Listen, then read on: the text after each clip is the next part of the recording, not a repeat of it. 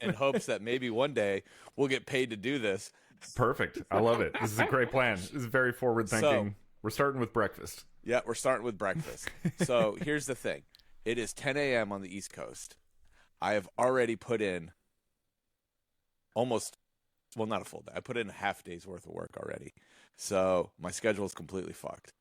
I woke up at 12:30 after going to bed at 8:30. I went to the office. I was there from 1 to 5 a.m. And then hold on, this microphone's a little off axis. And there we go. That's better. Oh yeah. And then let's see. I went back to bed at 5:30 and I woke up at 8:30.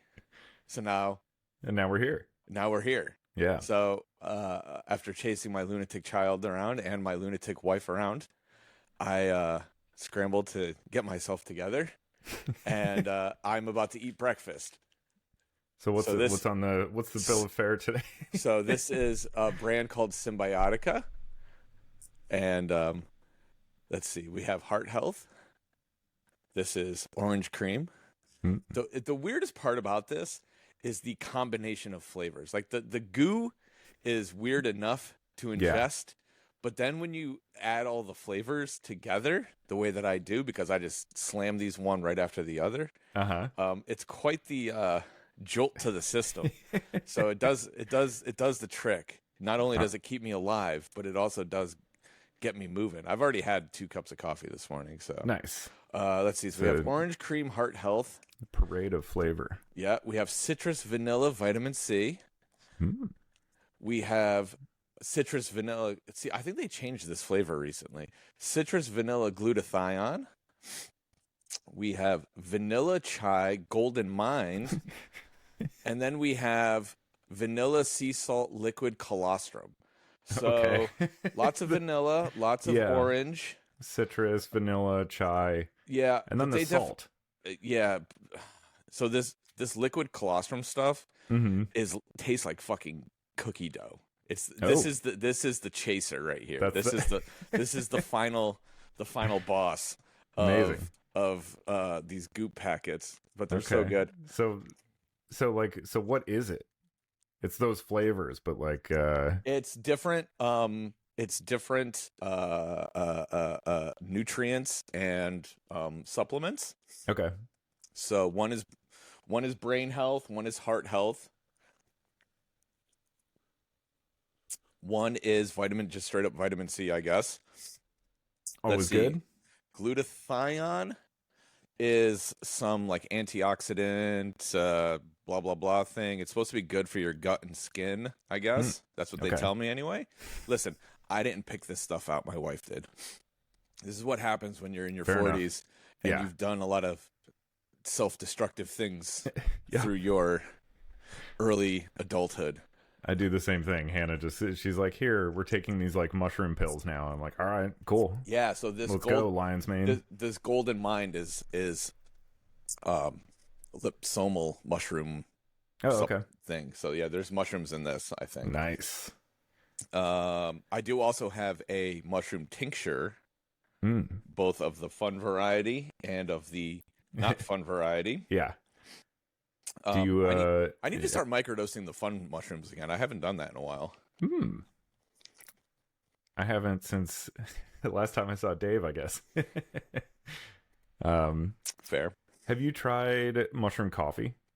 Yeah, I didn't like it. No, it is a vile substance that should never be ingested by anyone. Hannah drinks it every morning. She like chokes it down. She's like, I'll get used to it eventually. It's been like 8 months. She's still like, it's awful. But they have a mushroom hot chocolate. Oh, okay. Which is very palatable. Well, I'll tell you what. If you want to like mushroom coffee, try Shilajit. What is...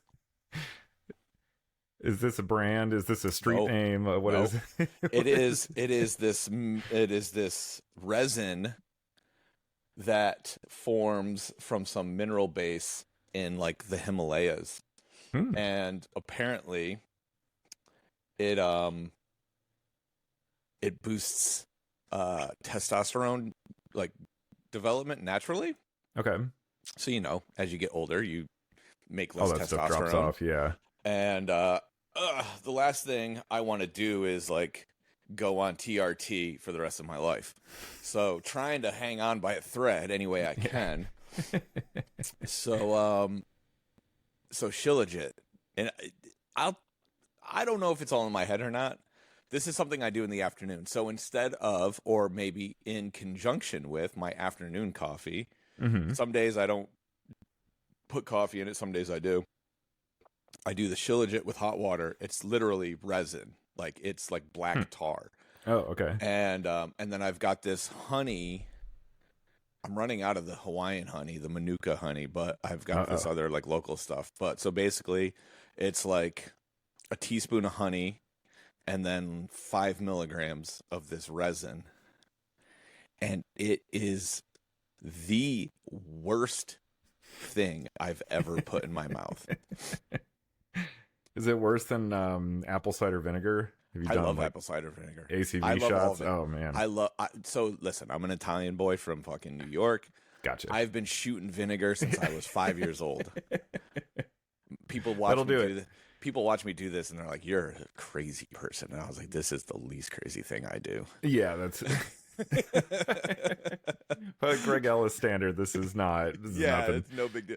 I love vinegar.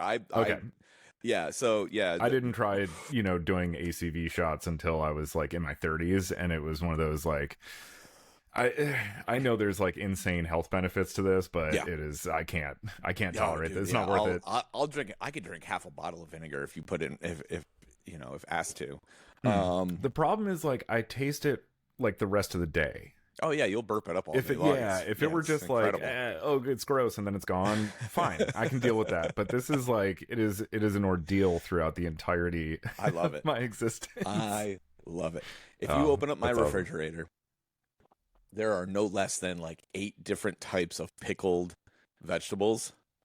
Right now, I think I have got garlic, peppers. Ooh. What else is in there? There's like 4 different types of pickles, like actual, like, pickled pickles. Yeah. This pickled garlic that I found recently is so fucking good. It's like literally whole cloves, and I just eat them like a snack. Amazing. That sounds incredible. It's is this something you're getting at like a farmer's market, or are you doing this yourself? Yeah. Oh, yeah. Okay. No, I'm not fucking doing that myself. Are you crazy? Come on. I've got, dude. I think I am literally jars with liquid and let it sit. Yeah. But you know what though? It seems easy in theory, but I know a few people who have tried to pickle things, and it A, hasn't gone well, or B, has drove them insane to get the right recipe. Yeah, you can go real deep. It's just something I don't need in my life. No. You don't want to turn into pickle shark? No. I would rather pay someone to give me good pickles and not have to think about it. That's fair. And honestly, like, so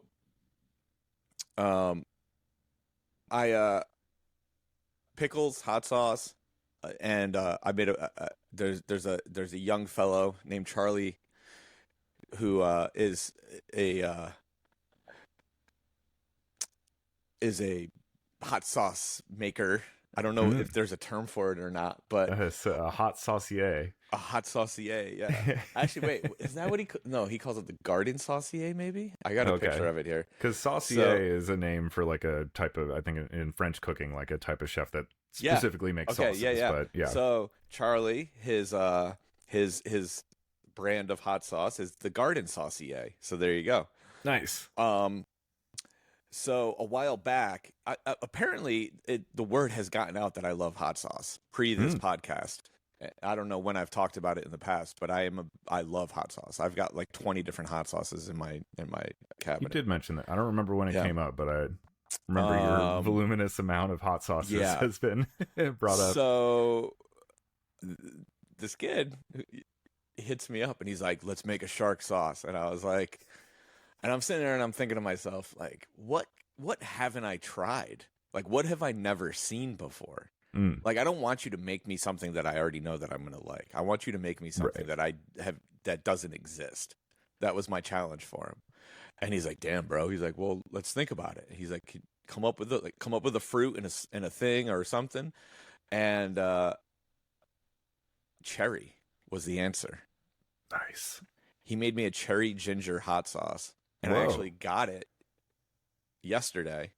He also sent me his mango habanero. That is amazing, and I actually cooked with it last night. I coated cauliflower in mango habanero hot sauce and then baked it for 45 minutes, and it was fucking incredible. That sounds great. Yeah. But this cherry hot sauce is outrageous. It's so good. He's actually submitted the recipe to the FDA to get like approval, so that way he can like sell it.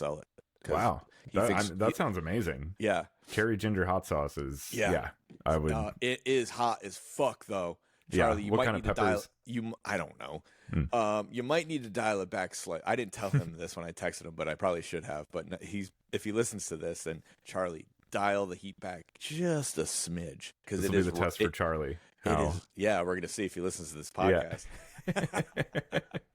It's rowdy. It got me good. I was like, I don't think I can cook with this for me and Christina, because she's a little bit more sensitive to the heat than I am. So I really like hot sauce, but finding that balance between heat and flavor is like, it's tricky. That's the magic trick. Like that makes it like, holy shit, really amazing one. Because if the heat totally overtakes the flavor, especially I've had this problem with like jerk seasoning before. Oh yeah, where like the flavor is so good that I want to keep eating it, but like I'm literally immolating. Like the inside of my mouth is flaming, and like I get like a split second of the flavor. I'm like, oh, that's good, and then it's just more torture. Like that's not my favorite thing. There's a I don't know if they've made it up to the Northeast here yet, but down in the South they got these potato chips called Wrap Snacks. Oh yeah, I've seen those around the Midwest. You have? Okay. Mm-hmm. So it's just potato chips collab with different wrappers, and like the wrappers, I don't know if they actually pick the flavors or not, but Lil Baby has an all-in flavor, and so it's like all of the potato chip flavors all mixed together. So it's like salt and vinegar, barbecue, fucking this, that, the third, whatever. And if you eat an entire bag of them, you will literally destroy the top layer of skin on the inside of your mouth. And I've done it several times. And every time I do it, I'm like, I got to stop eating these. And then, because this gas station right next to my old house in Atlanta used to sell a fucking big section of Wrap Snacks. And these all-ins, man, they're so good. They're so good. Now, I was going to say, it sounds great, because it's just like every chemical they have at their disposal. Yeah. Let me preface this with if you are unaware, I don't have a sense of smell.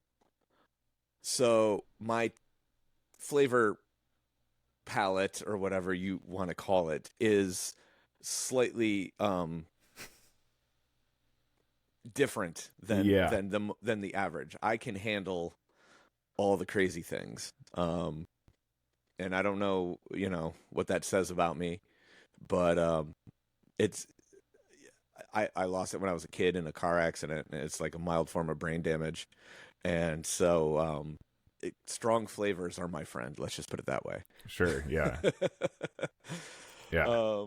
But damn. I do have like a very like nuanced palate. Like I can pinpoint little things. I just like strong flavors. So sure. It's an interesting sort of... Yeah, that's kind of fascinating the way that's got to affect your... I'd imagine there is... Well, that's the thing, is people think that I can't taste because I can't smell. And it's actually the opposite. I can taste everything. Yeah. My taste is enhanced, but I just crave strong flavors. Yeah, it's a compensatory. It's like how blind people, their hearing gets really amplified, and they can hear extraordinarily well. It's like, your senses find a way of balancing them. That's crazy. I just want to like sit and eat different things with you and like tell me what you're tasting. I pick out flavors.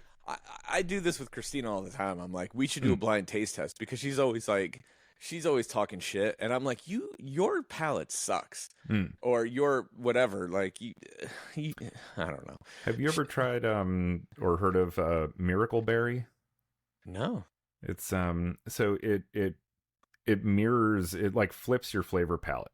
Oh, okay. Yes, I have heard. Yeah, this. So you like, so it's what people take to like stop eating sugar. Mm-hmm. Right. Yeah, and then there's some restaurants that do it as sort of like a high end experience. Like, hey, we're gonna give you this thing, and then for dessert, you're gonna eat like Thanksgiving dinner, and it's gonna taste like peach sweet cobbler. This type of stuff. So, that'd That'd be fun. I've never actually tried it before. I just know there was a place in Chicago that was like doing a lot of stuff with it for a while. Yeah, I've heard It about it. always sounded really interesting, but yeah, that'd be a cool. All right, let's both flip our palettes and see what happens. See what, yeah. Oh boy. Well, obviously we didn't put a episode out last week. I was in the desert. Yeah. I literally felt like I was on fucking Tatooine last week. Yeah. No cell service. I was on site like 16 to 18 hours a day, 40-mile-per-hour winds, dust everywhere, and it was still awesome. And love to hear it. The video you sent me is like incredible. Yeah. So I was the laser designer for Rise Festival last week. And it's one of those things that, these random projects will fall into my lap from time to time. And it's interesting because I'm not like out there that much. So I don't get probably as many offers as I would had I approached the business slightly differently. Mm-hmm. But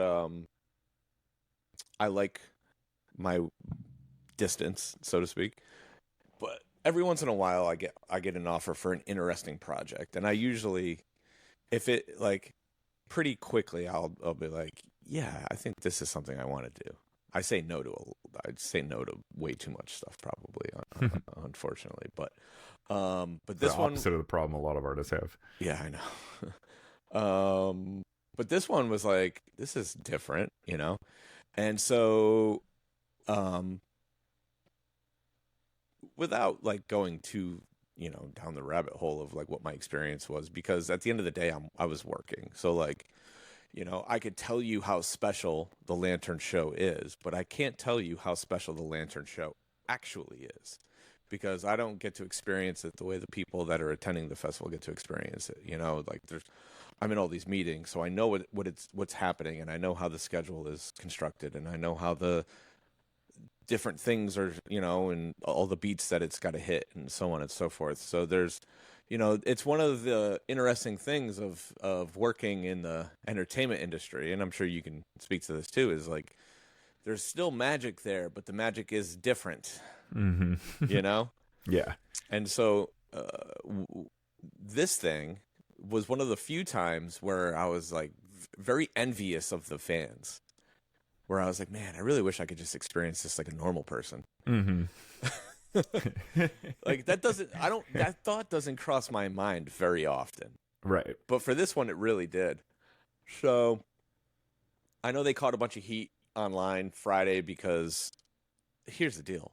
We were getting our asses handed to us. We could have, and we probably should have canceled the show on Friday, but the festival producers really, really, really, really wanted to try to make it work. And, so Friday had its, you're not on social media, so you don't know all the hullabaloo, but weather lines, dude, here's the thing. It's this dry lake bed, like 20 miles south of Vegas. There's one road in, one road out. That's it. So like, if there's a crazy dust storm, people can't see more than 20 feet in front of them. Yeah, there's going to be traffic, and yeah, there's going to be long waits, and yeah, there's going to be this, like the people that did show up, it was nuts. Like things that you don't anticipate happened, where like people were like preparing for fucking the end of the world or something. So like all the food sold out, all the merch sold out because people didn't dress appropriately. And it's like, and so then they catch a bunch of heat online for it. And it's like, guys, like, look at all the videos. It literally looked like a war zone out there. It was crazy. And holy shit. And everyone tried their best to like make it work. And the shows still happened. They had to cancel the Lantern Festival for Friday because of the wind. Like, there's just, what are you going to do? It's open flames. Right. Yeah. So, but Saturday and Sunday went off without a hitch, and it was beautiful. Awesome. And it was incredible, and everyone had an amazing time.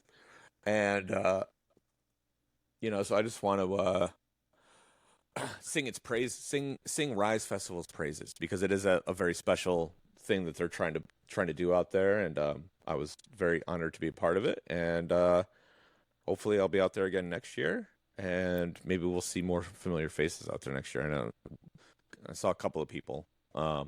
Nice. And there's a spirituality to it. There's there's a therapeutic aspect to it, and there's a very communal sort of thing going on, and it's a cool thing. So, Rise Festival, 2 thumbs up. Nice. It's Yeah. awesome.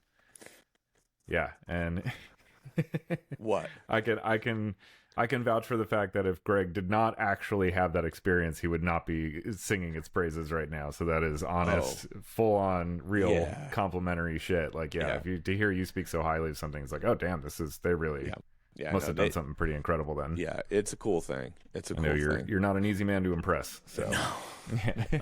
And I also have no problem being honest when it sucks. Yep. Let's see what else. You got something? Oh, kinda. Come on. There was something I was maybe gonna bring up, and then you said something that kind of made a little bit of a doorway. I might try to navigate this terrain briefly. So this all came up because a couple nights ago. So I have a couple friends who are big movie nuts also, and every Monday night we get together and watch a movie. But the one rule is it has to be a movie that none of us have seen before. How hard is that getting? Not very hard. We're being into companies like Vinegar Syndrome, who I know you just purchased something from recently. Well, I didn't purchase it from them. I got it from one of my tape trader buddies, and I got it for a fucking smoking deal. Oh shit! Awesome. What did I pay? $55 for it? Oh, so that's like pretty much what it was when it came out. Yeah. That's amazing. But yeah, so being into these sort of like cult preservation film worlds and everything, there's like, it opens your world up so much broader to like all the fucking movies that are out there. So anyway, and then we're all big collectors too, so we all buy movies at a faster rate than we can watch them. So we all kind of have our own backlogs of like, I actually own like 40 movies that I've never watched. Yeah. So anyway, that's it? No, it's way more than that. I'm looking over there, and I probably own 700 records that I've never listened to. Yeah. Can you see the stack of movies on top of the TV over there? Turn it to your left a little bit. Let's see. There you go. Yeah. That's the backlog? That's just horror movies. Okay. Perfect. Yeah. Perfect. So Well, I keep pulled those talking, out for because I'm October. going to grab something, because I wanted to talk about this anyway, but we'll do a little show and tell thing too once we get to this part. So Sweet. keep talking. Anyway, so yeah, anyway, we get together every Monday and we watch movies together that we've never seen, and it's it's always a roll of the dice. Sometimes we see stuff that really is like, wow,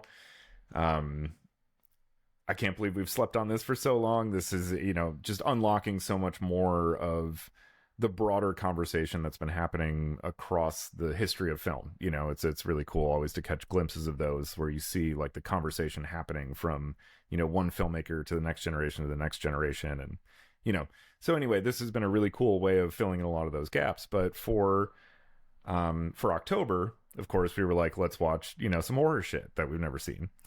And on Monday, we watched 2 movies. We did a double feature, actually, of these 2 films called Necromantic.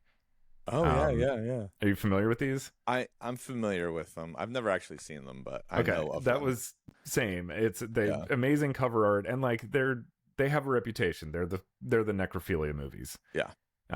It's what it is. I'm trying to think if I have the soundtrack. Actually, I might actually have. Dude, the soundtrack is if you have the soundtrack, I think I do. I would love to listen to that sometime, because the music is pretty incredible, for its own reasons. But anyway, so I'm bringing this up because these are movies. Oh, no, I have Necromonicon. Oh, Necronomicon. Yeah. Okay. Necronomicon. Yeah. Nice. That's what I have.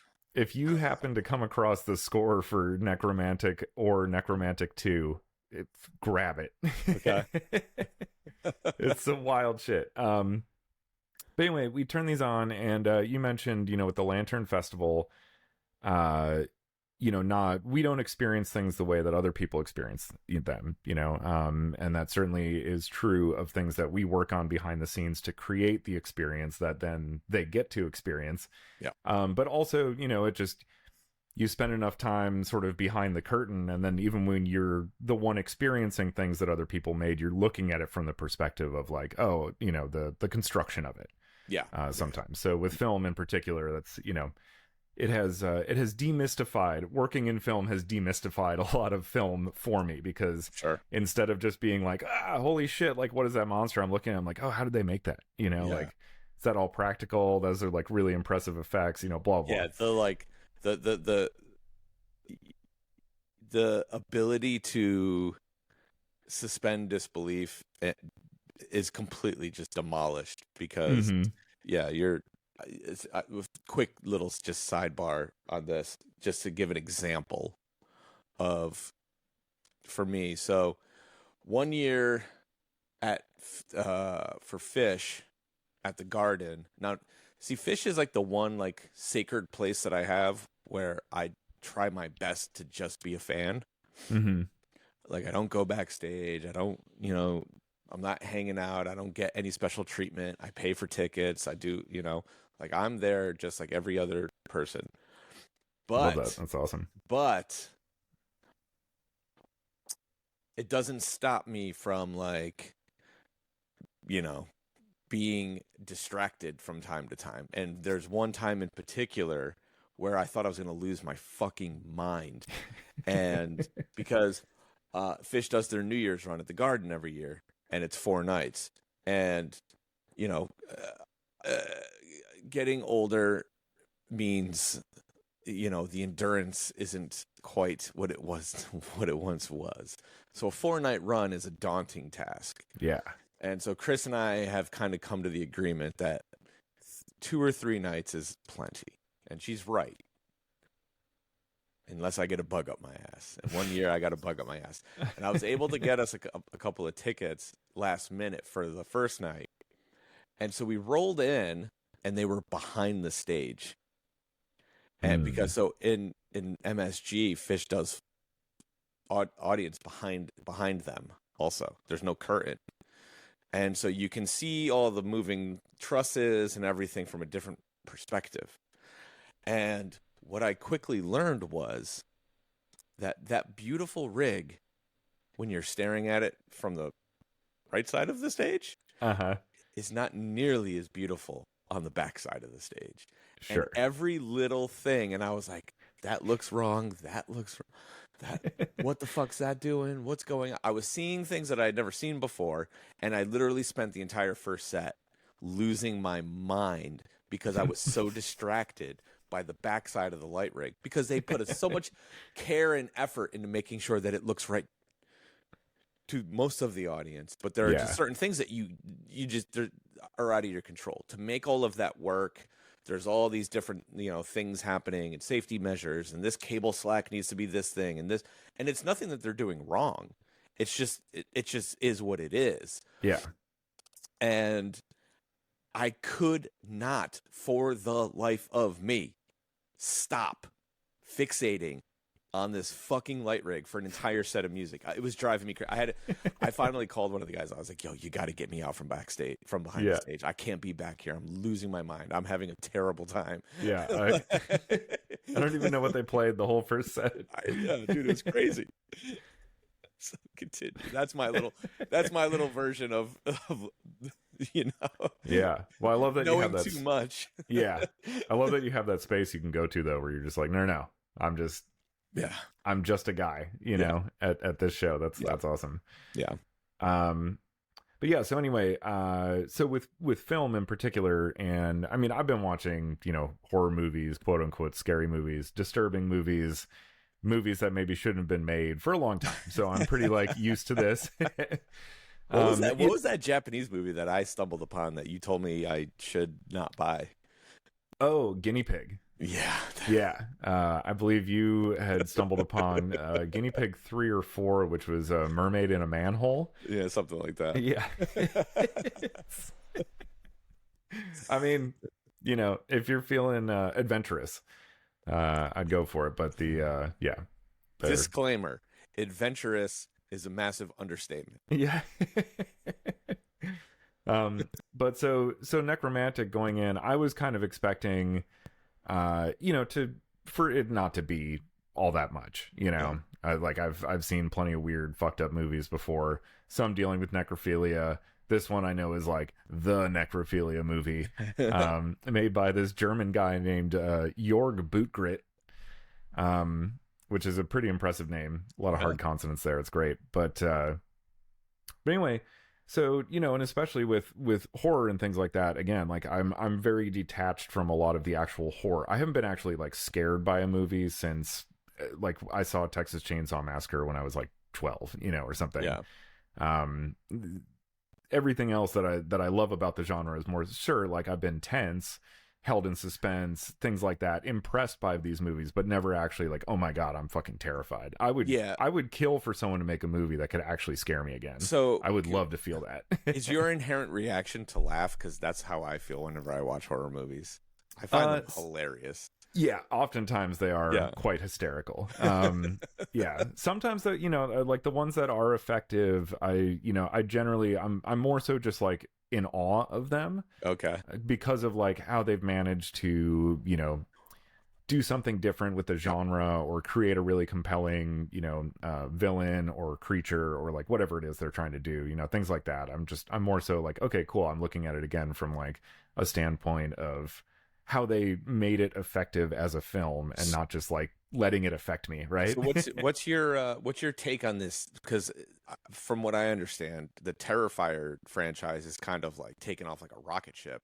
It blew up. Yeah. I've still never watched any of them, so I have no idea, but I have actually not seen any of them either. It's actually on our list for this October to watch these. Well, okay. Yeah. Maybe I'll try to watch it too. And we'll do a special spooky Halloween. I mean, it's more, is it a horror movie or is it? Yeah. Okay. Yeah. Because there's 3 of them now. The first one, so my wife watched the first one a while ago, and she was like, it was just this like oddity that was on Shudder. It had been getting a little steam, but she just saw the villain in it. It was like crowdfunded, wasn't it? Yeah. Yeah. Yeah, and then they've done a lot of sort of grassroots and crowdfunding based things to get like the second and third one made and then put into theaters and more theaters. And it's actually like from an independent film standpoint, even having never seen these movies, I love them.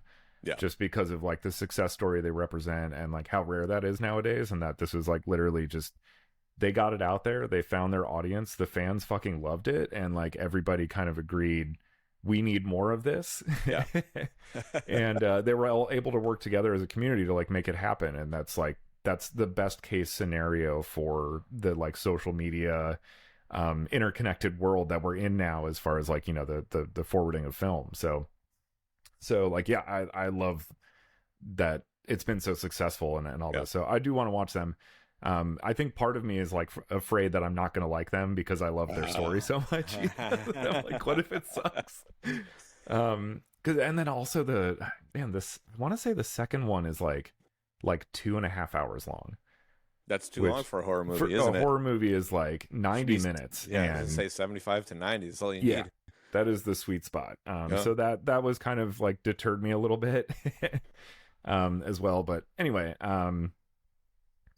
so you know, going into Necromantic, it was, you know, I was expecting it to be tamer than I expected, and also it's like, okay, sure, like, you know, at the end of the day, all I'm really going to see is some actor fondling, you know, a prop. Yeah. It's not going to read to me like, oh, she's fucking that corpse, like, this is so gross. Yeah. Then we started watching Necromantic, and 40 minutes later, I was like, oh, she's fucking that corpse. This is so gross. Oh, it got you. It was effective. We had a really uncomfortable 3 hours watching Necromantic and Necromantic 2 back to back. There was a part, because the first one is only like, it's funny because this is what we said at first. We were looking at it and we're like, oh, the first one's only like an hour and 10 minutes. It's like 70 minutes long. Yeah. And then 20 minutes into it, we were like, there's still 50 minutes of this. Oh, yeah. It became a horror. So yeah, and it was hilarious. As soon as the first one finished, my friend Ben that was with us turned to us and he was like, if we're gonna watch the second one, just turn it on right now. Like, I don't just get it over with, just rip the Band-Aid off. Yeah, we got to get through this because the second one's like an hour 40. Oh, Jesus. Yeah, luckily the second one has like a very different tone and goes a lot of different places. The first one is like the first one has like this is what was alarming about it. It was really well made. Okay. Like somebody with a vision for a necrophilia movie made this movie. It wasn't like, oh, let's just make the most fucked up thing we can. There was stuff in this film that was like, this person has thought about this. Yeah. A lot. Like it, yeah. Like there were just little details that were like, nobody who's just trying to cash grab necrophilia like thought of that. That's somebody who's considered this stuff. Yeah. And that, and then there was like because there is, there's some corpse fucking. It's a necrophilia movie. It happens. Yeah. And the way that it was like shot in a lot of ways became a lot more tender and intimate. Oh, geez. It wasn't like exploitative. Like I wanted it to be bad so I could just write it off as like, this is just some garbage ass movie. But it was like, no. There's like, this is a really well made film. And it's really getting under my skin because of that. So yeah, like that was like it hit too close. Like it did too good of a job conveying what it would actually be. Yeah, it was incredibly successful at making me feel everything that it wanted me to feel. Jesus Christ. Which was intense. I don't want to watch that. I think I'm good. I do. I have to also mention both. So the first one, there is a rabbit that gets killed on screen. I hate this. I hate it. Live rabbit. Yeah. Oh, like it's a real. Yeah, it's not cool. What year was this movie made? 87. Okay, later. 86 or 87. For some reason, I had 70s in my head, but yeah. And then the second one was made in 1990. Okay. And then the second one. Well, Germany in the 80s was a weird place. Yes.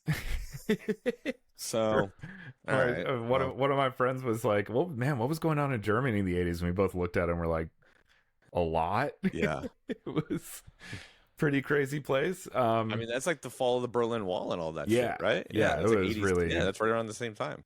Because that was that was Reagan and so it was a very tumultuous time and so not to give them a pass, but no. you gotta take into consideration and in different cultures it's setting, I suppose. Yep. And in different cultures and stuff, they're more I'm sure it's not their favorite thing, but they're a little more kind of like comfortable with that. Well, the Germans as a reality. The Germans definitely lean into the darker side of life in general. It seems to be a much, I don't want to say bleaker culture, but definitely, a lot of like death metal and dark themes come from Germany. So, it's just it's a cultural. And now, granted, I'm sure that even in Germany, they probably frown upon necrophilia. I'd like to think. I hope so. But I suppose the exploration of thematic elements such as this is maybe a little bit more attainable there than it would be in other places. Yeah, totally. I guess, right? It seems so. Yeah, I don't know what their what their whole film system looks like over there as far as like how things get funded. A lot of countries outside of the USA, there's a lot of like government grants available to artists and filmmakers, things like that fund these things. So, and other avenues, to get films funded. So I'm not sure if this was totally independent or like what the entire story was. I'd love to read more about it, because it's like how the hell this thing got made, and then a sequel that definitely had a bigger budget, So like, there was some success to the first one. Necromantic definitely made money. I mean, I can't imagine they spent a whole lot on it, but the guy who directed it is also a special effects guy, so he did, his name's all over the credits and stuff. But and then also, just fair warning, if anybody does decide to go down this path, the second one also, there's an animal being skinned, which goes on for a long time and is also not fun to watch. Other than these parts, I to anybody again adventurous enough to maybe want to travel these dark paths of cinema, I do actually recommend them. I think they're actually worth watching, and like really unique pieces of art that are very challenging and very out there, but like actually like have something to say. Yeah. You know, it's not just purely exploitative. It is that too. Yeah. But you could feel the hand of like a real genuine artist at work here, which was like, that was what was so unexpected about it. And that was actually not only what made it more valuable to watch, but also more uncomfortable to watch. Sure. Which was like really kind of cool. So like I actually have a lot of respect for these movies aside from you the had animal an experience. parts. Yeah. But I guess I wanted to bring these movies up and this thought in general because I don't know. I thought maybe talking about like shock value a little bit in general might be interesting because I know some of the comedians that you're into or personality like Howard Stern, Andrew Dice Clay. Obviously, a lot of, you know, they've been labeled shock jockey, shock artists, you know, type of things. Sure. And, you know, it's always interesting to me to like, this was the first time in a long time that I've seen something that was made for shock value actually be effective. Yeah. Because obviously there's a lot of stuff. There's a lot of comedians who try to do similar things and just say the most fucked up shit and they don't get any traction whatsoever. Well, I think, you know, you've already kind of, you know, unveiled the trick is that there has to be substance behind the shock for it to be valuable shock. So shock for the sake of shock doesn't work in any avenue.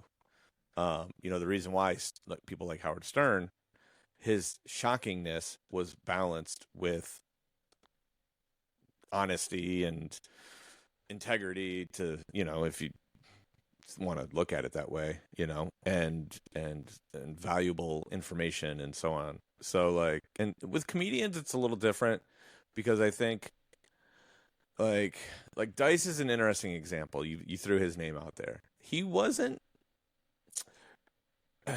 only shocking to a certain portion of America, right? He was reflecting what most of Americans were thinking. You know, like misogyny in the 80s and, you know, toxic masculinity or whatever you want to call it. You know, those were very prevalent themes. They were all the rage. Yeah. Yeah. You know, you had a bunch of bankers and accountants and lawyers all high on cocaine and thought that they were God, you know, and Wall Street, Gordon Gekko, greed is good. Yeah. You know, like that whole mentality was so prevalent then. And so he was just feeding that back to them, you know, through this character that he created. And, you know, I think when it comes to comedy, especially, you know, and we talked about this a little bit, is can you distinguish between the character and the person portraying the character? And understand that there is a difference between the two. And I think when you're putting on an act, shock value can be acceptable, you know, as long as there's that understanding, I guess, you know? So like, you know, looking back on things, you know, for somebody like me who, like, I was watching Andrew Dice Clay when I was fucking 10 years old. And I just, you know, goofy kid thinks that this guy talking about, you know, dick jokes and, you know, Miss Muffin and stuff. He's saying bad words. Yeah, he's saying bad words. You know, I didn't maybe necessarily understand the entire scope of what he was saying at the time. But now looking back on it, I can say to myself, okay, one, he's not that guy because I've gotten to, you know who he is as a person through his interviews and through his writing and through this and whatever. And so then you think of, you know, you look at it and you say, okay, so he was putting on an act. And you look, if you watch a video, if you watch one of his live videos and you see the people in his audience, like that was America at the time, you know? And so it's all about context. He was shocking to us now, and he was shocking to the small portion of people who were trying to move our culture forward, but to the majority of the masses, he was just right in the pocket. And so that's he another was insanely popular. Yeah, It I was mean, he was the first comedian to sell out arenas consistently. I think Eddie Murphy and maybe George Carlin had done a couple arenas here and there, but Dice was the first one to go on tour and sell out, arenas in 44 cities over the course of 6 months or that's whatever so it was. insane. Yeah. Yeah, like that's Fucking how arena tour. Yeah. Yeah, that's how groundbreaking he was, and that's how popular he was. And so, like, shock value is an interesting thing because it really is super super duper duper time sensitive. Mm-hmm. I think things Right. are actually more shocking when you look back on them. You're like, oh damn, how did he get away with that? But then if you put yourself in that time period, it makes more sense. So it's like hindsight is 2020, I guess. I don't know. But you need that context though, obviously. yeah. And like that's what's hard to come across when you just see the thing. Like, if you just and like with Howard Stern, right? Like a lot of what he was trying to do is actually a big topic of conversation right now, right? It's like censorship in the media. Mm-hmm. And his whole thing was let's normalize sex. Now, he might have gone a little too hard in the paint at times, having women like ride if you know what the Sibian is. I'm not going to tell you. You can go on your own little Easter egg hunt for that. But open an incognito tab and Google it. Yeah, exactly. Yeah. But the basis of intention was actually quite good. Let's break down some of these walls. Let's allow conversation to happen. Whatever the conversation needs to be. So that was always kind of his whole deal with that. Yeah. And I think it's interesting when you look at Stern. One of the most interesting things I've ever heard him say was because he was fighting censorship while he was on terrestrial. They call it terrestrial radio, so AM, FM. Turn the dial. Right. When he moved to satellite, there were no restrictions. It was kind of like going. It was like radio's version of HBO, right? Mm-hmm. Like if he literally was on NBC, WNBC. Yeah. So he was on like basic cable. So, for drawing analogies here, he was on basic cable and he was being censored and he had to fight the FCC and he had to go through all this bullshit. And, he paid millions of dollars in fines or the people behind him paid millions of dollars in fines. And then when he went to satellite radio, there were no rules. So it was like going to like HBO or something, right? So it'd be like, watching Seinfeld and then watching The Sopranos. And it's like, oh, okay, I can say whatever I want. I can do whatever I want. You know what ended up happening when he went to satellite? All of the shock went away. Mm-hmm. Because there was no reason for it anymore. Sure, yeah. And like he got roasted for it for years. Lost a lot of fans because they were like, where's all the sex stuff and where's all the naked chicks and where's this and where's that and blah blah blah blah blah. And he's like, guys, not why I was doing it. I don't need that anymore because I don't have to fight for my right to say and do whatever I want. I can do and say whatever I want.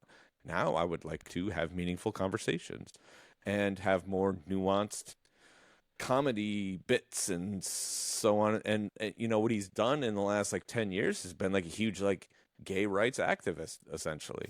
They do. It's funny because awesome. we're in October now. So real quick, I woke up from my second sleep, the one at 8:30. I went outside to take the dog out. And today is officially the first real day of fall here. It is gray. It is kind of raining. It is 58 degrees. The leaves are changing, and I could not be any happier. That's awesome, dude. We had that yesterday. Yesterday was that for us? Like on Monday, it was 82 degrees and sunny, and then yesterday, rainy and 63. Yeah, it was awesome. I'm so glad this is here. Yeah, but he, that's what I was talking about. Yeah. So every October for the last, I don't even know how many years they've been doing it. They do this thing called Cocktober. Now, this may be shocking to some. I don't know. but the whole intention is to normalize homosexuality, and it's not a big deal. Let's have fun with it. Yeah. So like a couple of the guys on the show like to show their penises, so they do all these goofy games. They've done like miniature golf with their dicks. They've done one of the funniest ones they did was I don't know, how many people listen to Howard Stern anymore. It's hard to say, right? It's kind of like, like with all these streaming services, they don't really put the numbers out. So you don't know like how popular something is anymore, other than like if it makes some top 10 list or some shit, right? Or if you see everybody talking about it. Yeah, but if they keep giving it a bigger platform and renewing it, then like obviously it's if I start throwing names out there, I don't know how many people are actually familiar with these with these people. But basically, there's this old, like the most like cliche, like Italian motherfucker you've ever seen in your life. And the funny thing is, I don't even think he's Italian. I think he's Jewish actually, but his name's Ronnie Mund. He was Howard's limo driver in the 80s. And he's just one of the loudest characters you could like. You think of that like that old school stereotypical New Yorker. He's just loud and boisterous, and all the things. But over the years, they find out things about each other. And at some point, he admitted to letting his wife peg him with a dildo, and he enjoyed it. And he's like, yeah. He's like, so it's like we know it's a really good night when that happens or whatever. Things get really crazy. Yeah. And so for Cocktober one year, they had Richard and Sal, the dudes who love to show their dicks on the show. They had them make molds of their penises and make custom dildos out of Richard and Sal's dicks. And then they gifted them to Ronnie, and they were like, try these brand. They didn't tell him which first, is which. Oh, okay. Where they came from. They were just like, yo, try out these new dildos. It's like this new technology. It's crazy, blah, blah, blah, blah, blah. And unbeknownst to him, he was putting replicas of his friends' dicks in his ass.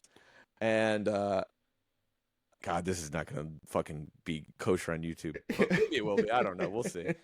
If this video gets taken off of YouTube, we have to take a lesson from ourselves, and as long as we can illustrate some sort of point to this whole conversation that has artistic integrity, then it's all cool. There you go. I mean, we've covered necrophilia. We're covered. Jesus Christ. Well, this is the censored podcast. Yeah, this is the NC-17 episode. So anyway, yeah. But the whole point being, right? Let's normalize homosexuality. Let's be allies to our gay friends and to our trans friends, and that's what Howard is that's kind of the flag he's been waving for the last 10 years. And people, the crazy thing is, I don't think anybody in the gay community knows that he's been doing it. Like I never, ever, and I've got a lot of gay friends who love to post a lot of things in like the social rights forum, and not once have I ever seen them post a soundbite of Howard Stern going to bat for them. Damn. So that's an interesting thing, and maybe I need to talk to a few of them and be like, hey, do you know that this is happening? Because literally the biggest broadcaster in the history of the world has your back, and you guys aren't using him as an ally. So yeah, so that's, but I think it's important to like, when you zoom out on these kind of things. Now, the whole point of this conversation, I think, was is being shocking effective. I guess is that the point of this conversation? I'm just wanted to just bring it up as a topic in general and see where it goes. It's an interesting one. Yeah, I think in the world of comedy, it's pretty obvious when you're being shocking for the sake of shocking, or if you're being shocking because it helps actually tell the joke that you're trying to tell. And I think the good comedians and smart fans can see through a lot of that stuff. When I listen to these guys on their podcast and when they break down the science of joke telling and stuff like that, they'll use guys that you know, the bad version of what we're talking about. They'll use them as an example of like, yeah, this idiot, you know, he's just out there saying dumb words. shit. Yeah, he's just out there saying words, hoping to get attention. And I think, you know, I think most people are savvy enough to see through that. And that's probably why when you really, like, if you say the word shock jock, or if you say, you know, or like if you be like, name the top 5 most shocking comedians, you would actually have to think about it for a while, because the ones that effectively do it are very few and far between. Yeah. And you almost don't think of them as like shock comedians, because it seems like such a pejorative, you know, thing to call them. Like you're saying that's, you know, in a diminishing way, a reductive way, that's like, that's all they are, you know, whereas like the ones that do it well, you don't really think about them like that. They're just great comedians who leverage, you know, difficult subjects or whatever. Yeah, I think, you know, for me, like, okay, so like Howard Stern, I've been a fan of Howard Stern for basically shit. I mean, I've been watching Howard Stern since he was on the E! Show in the mid 90s. I used to like sneak out of bed and go watch it at 11 o'clock. You know, when I was like 11, 12 years old. But again, similar to like the Dice thing, I was watching it for very different reasons. I was like, oh, you know, half naked girls and they're telling dick and fart jokes. And like, I didn't understand what was really going on. Now, one of the cool things with Stern is because he has 2 channels on satellite radio. They have like the live channel, Howard 100, and then they have like the archive channel, Howard 101. And when I first, like, because there was a few years where I wasn't listening, like, you know, in every day, and then there was something that really hooked me one day. I'm trying to think of what it was. It was definitely very, very bad, actually, now that I think about it. I know what it is. Better left unsaid, perhaps. I mean, it's funny. I mean, if you're going to say it, this is the episode to say it. It's funny. I'll tell you what.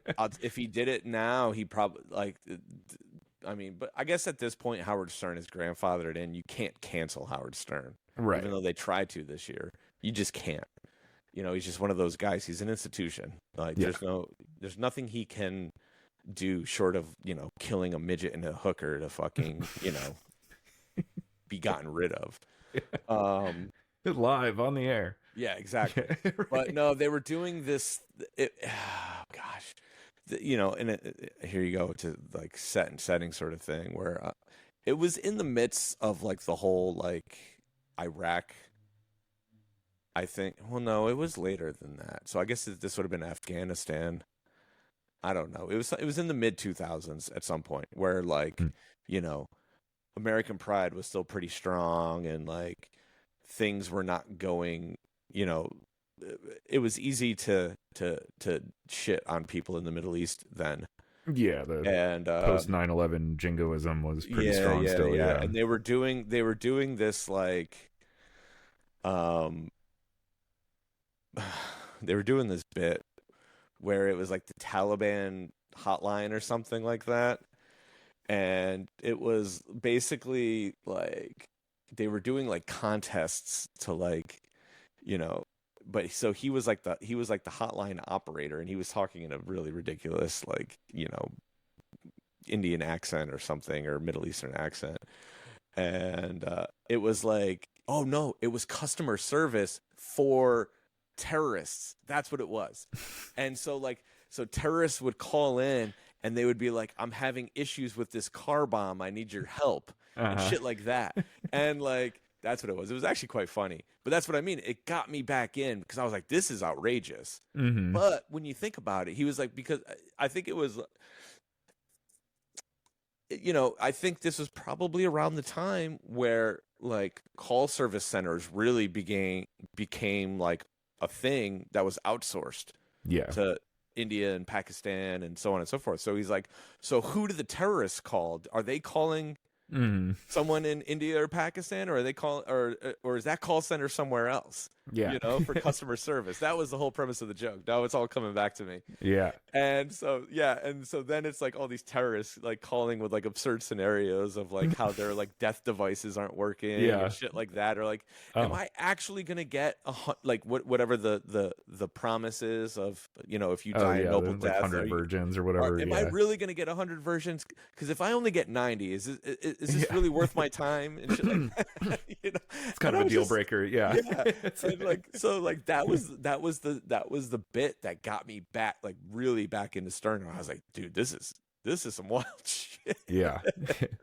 But it was an interesting, you know, take. And then, well, and it underscores, like, again, what makes this stuff successful, and like really any good, you know, humor or humorist, is that like the joke isn't the offensive thing. Like the offensive thing is being used in a joke to comment on something else. Yeah. Exactly. And like, that's what makes it good. If you're just like doing a bad Middle Eastern accent to just make fun of the way people talk, then like that's not very funny. You know? Exactly. Or funny at all. Yeah. But terrorists calling to try to troubleshoot their suicide vest is it's hilarious. Is ripe territory. Yeah. And but so that's when I was listening to that on 101, or no, I was listening to that live, and then they started running commercials because he had just gotten on Sirius. So it must have been like 2006 maybe, because I think I missed it for the first year. I probably didn't have enough money to get Sirius XM. Yeah, it was at expensive. That point. Yeah. And so when I finally got it, and then they were like, and then I think they might have just added the other channel or something. I don't know, but they were like, yeah, go back in time with Howard Stern and listen to all the things from the 80s and 90s and da-da-da-da-da. So he was able to take his entire library of everything that he had done on terrestrial radio, and they made this whole like anthology series where they would just splice different bits and different interviews and different moments. And so over the course of 10 years, I probably went back and re-experienced, you know, at least half of the stuff that he had put on the air over the course of 25 years. And it was a cool and weird thing to like listen to some of these things, because you're like, damn, like if you aren't like super dialed in, or if you aren't old enough, like some of this shit's really going to go over your head. You know, you're going back and you listen to something that he did in 1989 and you're like, what the fuck is going on here? You know? But it was it's a cool thing to kind of get to re-experience that stuff, because especially with radio, it's like you heard it once and that was it.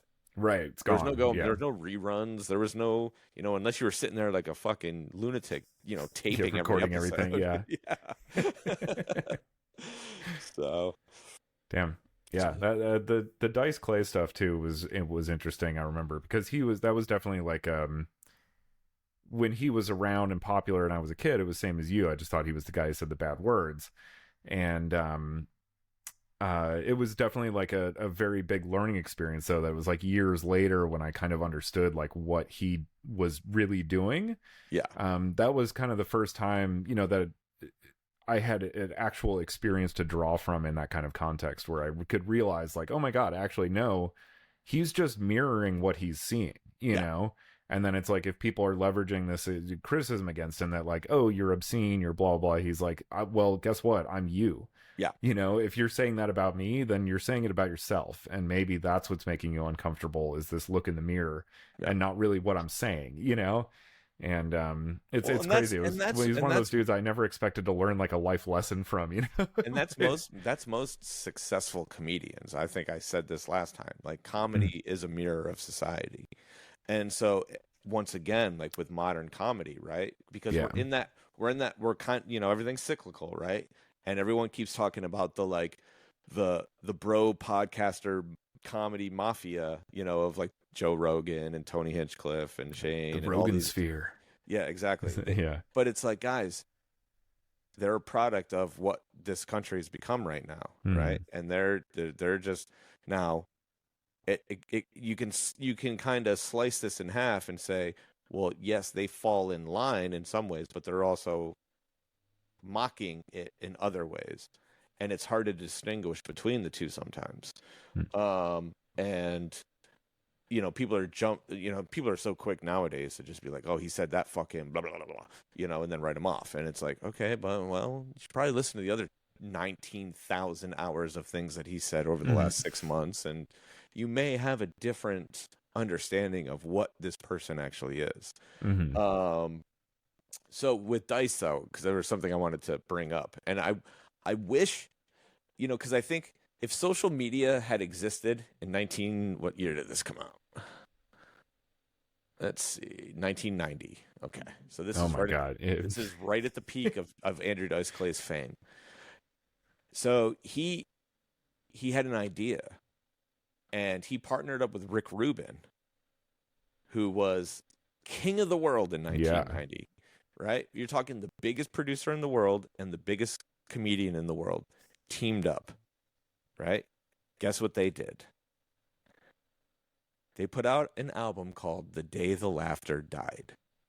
And what this album is Dice showing up to open mics in dead comedy rooms at 2:00 in the morning in front of 8 drunk people and talking shit. We're talking about the guy who is selling 20,000 tickets a night. Yeah. Decided as a social experiment, what happens when the biggest comedian in the world shows up to random shithole comedy clubs to people who don't give a fuck who he is. Yeah. And see what happens. Wow. And he would bomb. And sometimes he would bomb intentionally. Yeah. And sometimes, no matter what he did, he would bomb. It was just because these people just didn't give a fuck. And he was like, this is my masterpiece. And to this day, and Rick was like, man, I thought rock stars were crazy. But it's like a piece of high art, right? Yeah, like that's amazing. I'd really want to check this out. Yeah, it goes well beyond the traditional idea of what comedy is, right? Because it's a full blown social experiment. Yeah. And is there any video documentation of this, or is it just purely like a audio? It was a record. I have the record. Yeah. There may be some video clips. I'm not sure if they released a full video of it or not. I'd have to look into that. If they did, I need to get it. I'll tell you that much. Yeah. But because this is like, yeah, this is my masterpiece. Well, here's the thing. I love this guy. Here's the thing. 30 years later, 35 years later, every comedian is like, that's the greatest comedy record of all time. Awesome. That's awesome. And I mean, it's fucking amazing. But it's like, it's not hee hee ha ha comedy. Right. It's like it goes hard in the paint, and it's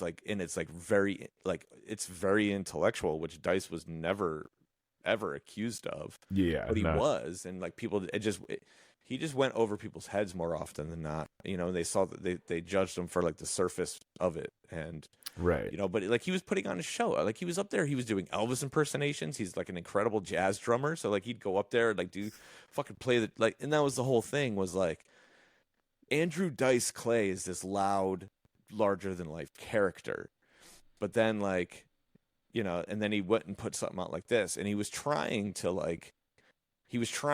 break the stereotype that he created for himself. Right. Show dimension. And it worked within the comedy world, but it didn't work within like the greater like scope of society. Right. Yeah. Yeah. Everyone was like, so he put out a record where no one's laughing? Yeah. What?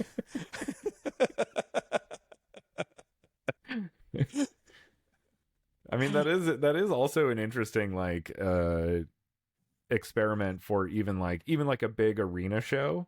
Yeah. Just like only, if you have like obviously they're going to have a mic in their hand, but if you had like a lavalier on them to capture as cleanly as possible just them and none of the audience laughing, and then release the record with like just the like dead room. Yeah, exactly. Kind of interesting. That would. Yeah. I mean, you could do that now. Like both versions. Yeah. Like, you could do that now with AI stem separation. That's easy. That's true. Very true. 30 seconds. You got your clean audio. Mm-hmm. Easy peasy. So speaking of, well, I won't be doing any mixing of that nature yet. But I want to finish today's episode by giving a little bit more information about my upcoming art show. Ooh, because yes, tickets please. are now on sale. Go to what's the website?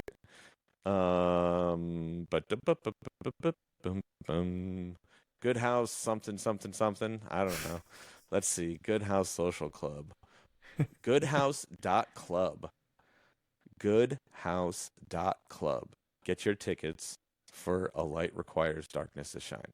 So, I want to give a little bit more information about the format of the show, and then I'm going to give a little looky-loo into this box that I have sitting next to me. Ooh. That's going to be very fun.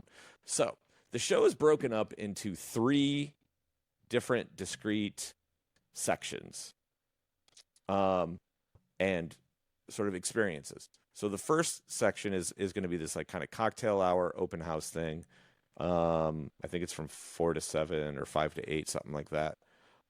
Open to the public, no charge, just basic art gallery style. Come on in, hang out, get a drink, look at some paintings. It'll be daytime, so there will be no lighting stuff happening at that point. There's a lot of glass and a lot of windows in this place. So that early cocktail hour is straight up just art gallery experience. Come hang out. I'll be there. If you have, any questions or whatever, if you want to talk about anything, I'll be there to hang out. Yeah. And maybe if you've been screaming at this podcast for the past hour, come. Yeah.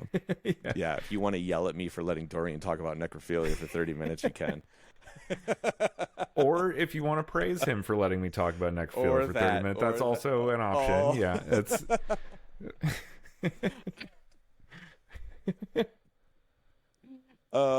so that's the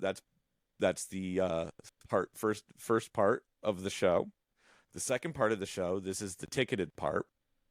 We're gonna do a dinner and a thing. I don't know how to describe it yet. Basically, so the ticket is I don't know. We're still working on the menu part of it, but I think it's going to be a prefix sort of situation with some different options. So this is sort of the highbrow portion of the art show. Tickets are $150. Basically, that gets you your meal plus, the like live show, so to speak.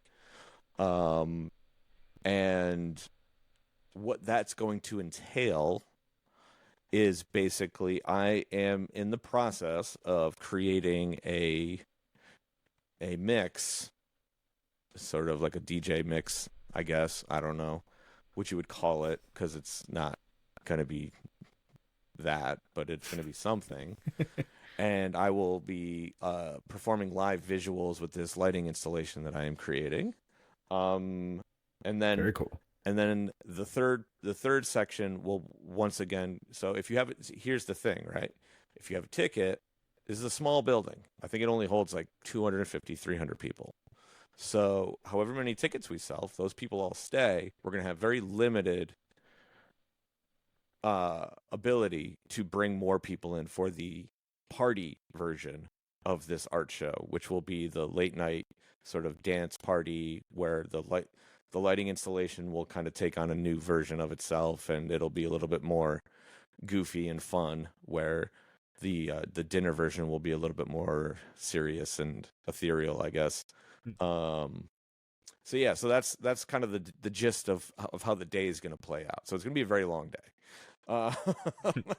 But I'm very much looking forward to it. You should have some cherry ginger hot sauce available at dinner, assuming the menu would make that an appropriate condiment to offer. But you know what knowing, did I meet the chef at the open house? I think I did. I don't think I want to make any I'm not going to impose anything on him now that I think about it. I do look fair. And you know what? Food, if the chef is like that, that's usually a good thing to just be like, cool. The food is amazing. I've eaten there. I want to go there again here in the next week or two, so that way I can, nice. Share some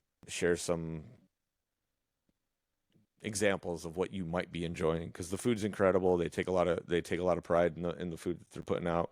Cool. And I wanted to try something different. I wanted to try, putting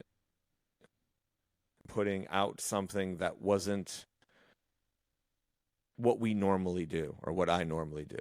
The idea of just like doing a show is something I've been doing for 20 plus years. And, I think as I move into this art world a little bit more, trying different, experiential things. And this was, the thing that made the most sense, I think, so we have these free versions and then we have this expensive thing in the middle. And, come enjoy whatever you can enjoy.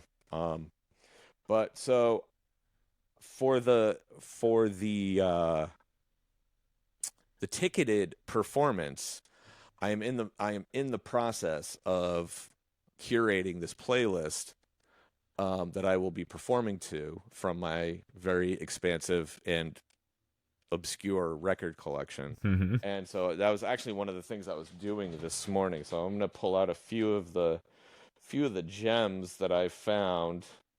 Let's see here. Do you know? Now, I want to what I'm probably going to end up doing. Now, this is very open to modification, but right now I think I'm leaning towards. Oh, so let me backtrack real quick. During the dinner portion of the show, when you're actually sitting down and eating dinner, it will be. I'm calling it the mixtape. Mm-hmm. So the mixtape are the 11 songs for the 11 paintings that I'm putting out there. Gotcha. And each song has associations that kind of tell the story of what this whole show is about. So the mixtape will play during dinner. Those will be recognizable to some songs, more standard fare, so to speak. And then for the actual performance, I'm leaning towards going all instrumental, to kind of balance things out. And then that way people can kind of, because I'm like putting out a very specific sort of, this song is this to me, and this song is this to me, and da da da da da. And it's hard for me to like fully embrace that concept because I thrive in abstract. And so I think to balance this sort of forced narrative, so to speak, I want to kind of open things back up. Sure. So I'm leaning more towards going into instrumental territory for the live performance aspect. And so a few of the records. So now here's the thing. I've only gone through 3 out of 942 boxes.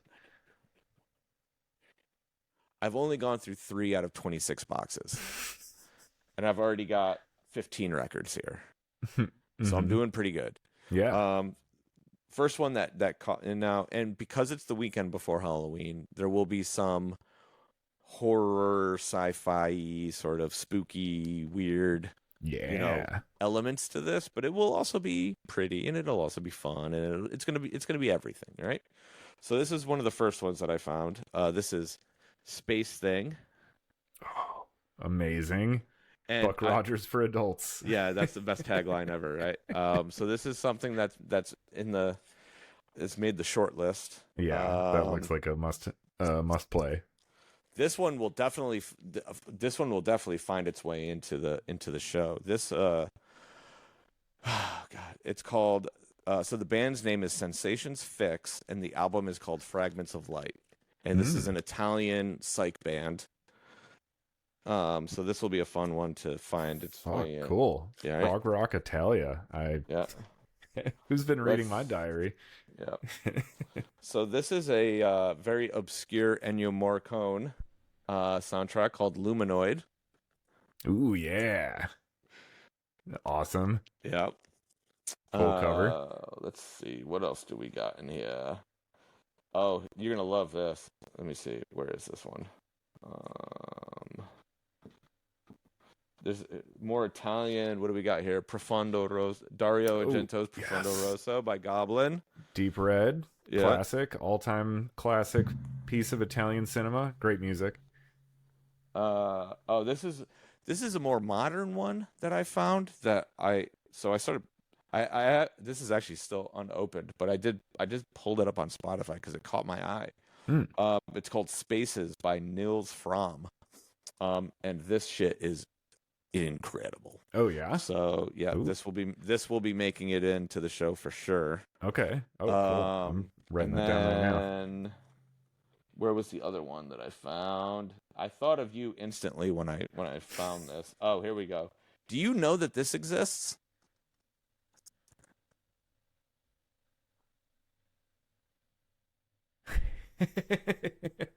Yep. Okay. Yeah.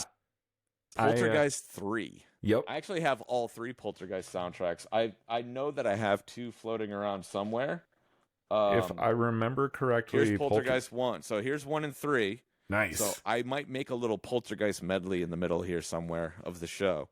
That'll be my little nod to Halloween. I don't know yet. So these are just a few of the records that I've pulled so far out of my extensive collection, and basically the idea being that I want to present something new and different that people just aren't, because like all these, the DJ shows and the thises and the that's, there's so much of it out there.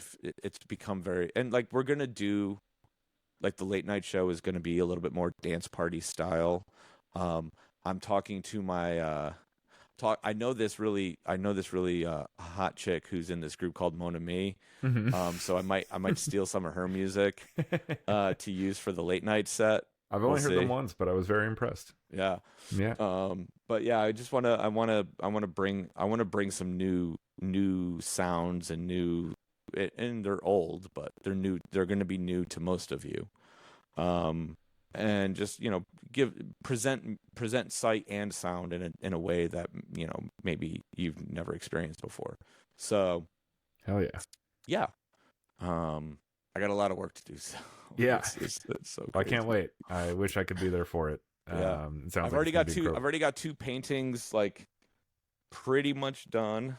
The one good thing I will say is that I am unbelievably, incredibly inspired right now. The space is really starting to finally kind of come to life. And the exiting of the space for a week and being crammed into literally the most unideal situation possible,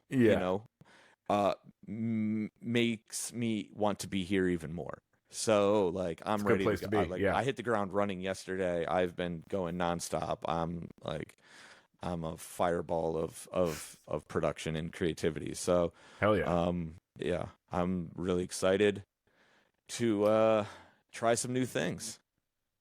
Thanks. Before we sign off, I'd like the quick opportunity to engage in what the kids call a weird flex. Sure. So Poltergeist 3 was directed by a guy named Gary Sherman. Hold on, I want to please verify. Yeah. Where'd it go? I can't wait for you to be wrong one of these days where I can call you out and be like, God damn it, Dorian. It's happened, but not often. All right, let's see. It doesn't have the movie credits. Wait, hold on. Oh, there they are. So, okay, say that again. Gary Sherman is the God director. damn it, you're right. Yeah. So okay, who starred in it? Tom Skerritt. Wow. Good job. I actually just watched a movie with Tom Skerritt in it like 4 days ago. So this was kind of. Do you know what the first track is called? That I couldn't tell you that one.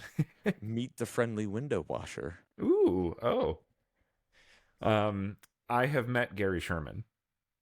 I wouldn't say I know Gary Sherman, but I have met the director of Poltergeist 3. He came to my film school when I was there. He was good friends with one of my professors, and is a Chicagoan. Nice. So he came through and we've actually spoken. So he's a very nice guy. Was it a good conversation? It was. He was very realistic with us about what becoming a filmmaker was like, especially in Chicago. So it was sobering, but it was really important too. Like, this is gonna suck. But... Yeah. He's like, basically he told us what I tell when our film school has asked me to come in and speak to students before, before they went bankrupt. But when I would go and talk to the students, I would tell them the same thing basically Gary Sherman told us, which was like, if you're happy doing, if you can be happy doing literally anything else with your life, go and do that. Oh shit! Because like that, huh? It's really it's like if you are getting into film because you would die if you couldn't make movies, then stick around, you know. Yeah. Because you're gonna need to draw from that to get through it. Oh, but like if you could be happy just like making money being an accountant, like, oh my god, just treat yourself and go and do that. I mean, I will say this. It's a very beautiful sentiment, and I agree with him because that sentiment tracks across the board. Yeah, right. Anything that's passion driven, yeah. I actually had this thought over the weekend when I was getting demolished by 40-mile-per-hour winds. I was like, I'm too fucking old and have like been around for too long to be putting myself in these situations. But then I sit back and I think to myself, what the fuck else would I be doing? Right. Like, if you're built for it, you're just built for it, and you can deal with it. Mm-hmm. You know. And at 1 a.m. on Sunday night, when I found out that my truck wasn't showing up and that I didn't have any loaders, what did I do? I climbed up 12 feet of scaff and loaded those lasers up myself. Damn. And I loved that. I actually took a video of that. I was like, that might have been the happiest I was because one, I never do loadout, but it was like this weird, like sort of challenging victory of like, nothing's going to stop me this week. Right. The winds didn't stop me. This stupid situation is not going to stop me. And that mindset, like if, you know, because you have to have that mindset when you're coming up, right? Nothing's going to stop me from doing this. That's like literally, if you can't tell yourself that under the best of situations and under the worst of situations, you will never actually get where you want to go in the creative arts ecosystem. But then when you can still say it to yourself 25 years later, you know that like this is what you're meant to do. And but if you can't say that, if you can't say nothing's going to stop me from doing this, then just stop doing it. Yeah, just So save yourself some wasted effort. Yeah. Gary, wise words from Gary. He could not have hit the nail anymore on that. Yeah, no, because his career is like, you know, he's had ups and downs for years, you know, it was cool. Everybody cool. Trying to get into the arts should talk to somebody like that. Well, I think we're I lost Dorian, so I guess this is a good time to wrap up. I mean, we've been talking for almost 90 minutes today. Yeah, that was crazy. This is a good one. Yeah, flew by. Hey, so did fly by. Share this podcast with people, please, because we're really enjoying doing it, and I want to keep doing it. And I found out an interesting little nugget. We are already in the top 25% of podcasts in the United States. Wow. So not to say that's now listen, we still got a long road to sow, my friend. Yeah. Because you like for us to, you know, make this a whatever, you know, a successful thing, we got to get into like the top like 5%. So we still got some work to do, but you know, I know there's some people that are really enjoying this, and share with your friends. Hell yeah. Share with your fake friends, share with your enemies. All are welcome here at the Stroke of Midnight. Yes. Till next time. Indeed.